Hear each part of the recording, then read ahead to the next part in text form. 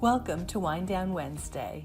Here are your hosts, Jeffrey Tobias Halter and Amanda Hammett. This is Wind Down Wednesday, a contemporary midweek discussion on current workplace and marketplace issues with a focus on diversity, inclusion, intersectionality, and equity.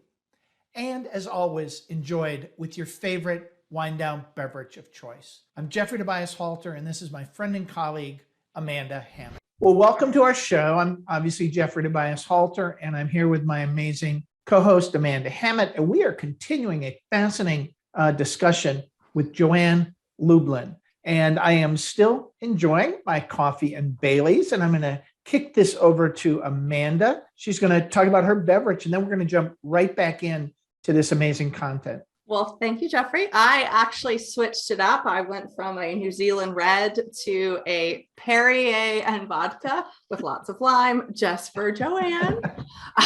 So everybody, I hope that you have watched or listened to the last week's episode where we had Joann. We're going to continue on in this conversation because she gave so many great nuggets and takeaways that I hope you took notes and probably, want to listen to it more than once. So, but for those of you who didn't, go back and do it. But I'm going to give you a quick little introduction to Joann.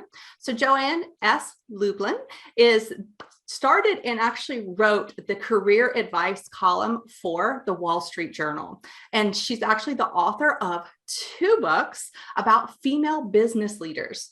Today, we're actually going to be continuing on that conversation. We're going to be talking about Power Moms, how executive mothers navigate work and life, which actually came out in February of 2021. So Joann, thank you for staying with us. Well, thank you for having me back.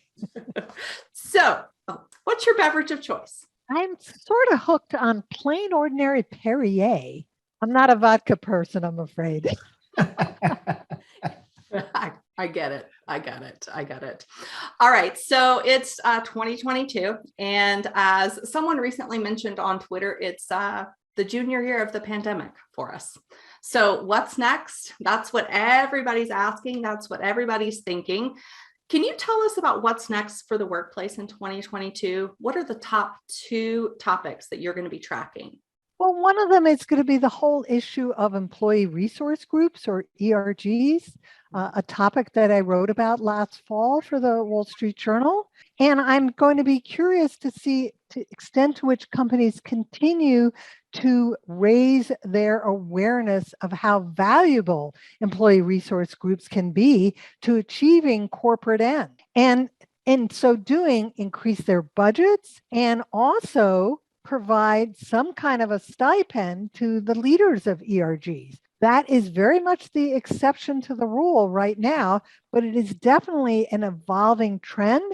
And frankly, employee resource groups are an underused resource. So that's one issue that I'm going to keep on top of. The second I'm going to keep an eye on is whether, despite all the hand-wringing and worries that we've had about whether hybrid workplace model works, is whether indeed it does, and how adaptable are employers proving to be to not only keep their remote staffers involved, but visible and treated no differently than those who are coming into the office either all the time or most of the time. Even if it means doing something like having life-size video screens in the meeting room so that people who are attending on Zoom are not just some little square on somebody's laptop on the conference table.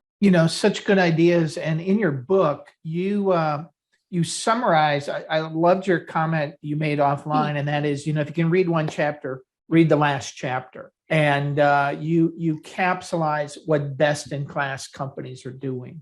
Spend just a few minutes and touch on what does best-in-class look like in this space, specifically for working moms and dads? Well, I think what best-in-class looks like is an acknowledgement that everyone has a life other than work. And for many of us who have children, that is the other half of our lives. And that we've been pretty well torn asunder by this 2 years of having to work remotely mostly. and less so, hopefully, as time goes on. And I think what those smart employers that I wrote about in that last chapter, and these were companies like J&J, American Express, PwC, Bain, they were already light years ahead of many other companies in terms of recognizing not only that working parents bring special assets to the workplace, but they need to be accommodated. And so two of those companies that I've kept an eye on, which is American Express and PwC, continued to do things differently when it came to working parents during the pandemic. So PwC, for instance, is tracking how advancement rates are happening for office-based people versus remote staff. At the same time, there are other companies that are not mentioned in the last chapter of the book, but that I have written about for the Wall Street Journal, who are doing things like creating returnship programs for individuals who either left the workplace or lost their jobs during COVID, who now want to be back in the workforce. And a third thing that I think smart employers are doing, which I also have written about in the journal, is they are actively recruiting and promoting pregnant women. It's not, a debilitating lifetime disease. It's a 9-month occurrence. That's funny.